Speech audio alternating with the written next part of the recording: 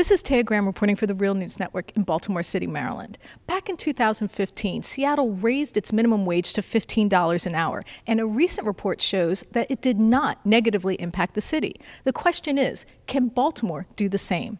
When the Baltimore City Council considered raising the minimum wage to $15 per hour, several business groups argued the move would cost jobs. Businesses relocate outside of Baltimore City.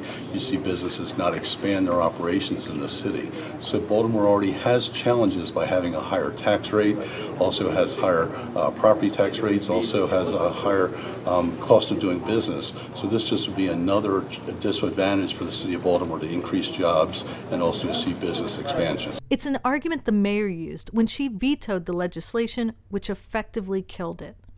But even back in 2017, there was ample evidence that raising the minimum does not cost jobs or even hurt businesses. Because we've raised minimum wages literally hundreds of times over the last 35 years.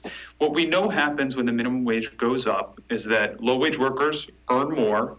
On the business side, turnover tends to go down because workers are earning a little bit more. They don't feel like they need to go out and find another job.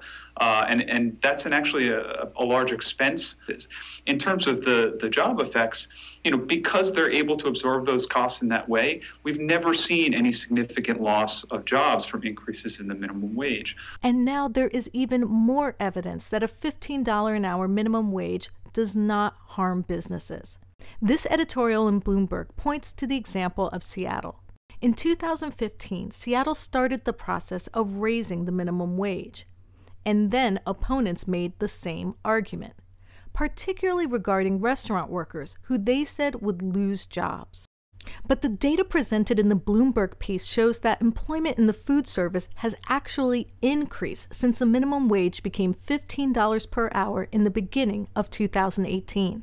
More proof the warnings that increasing the minimum wage will somehow hurt workers does not match the evidence. It's something that's been proven to work and not have the drastic negative impacts that people have thought in places around the country. It's one of the reasons several council people we spoke with think the legislative body should revisit the issue. I think the council should revisit it next week.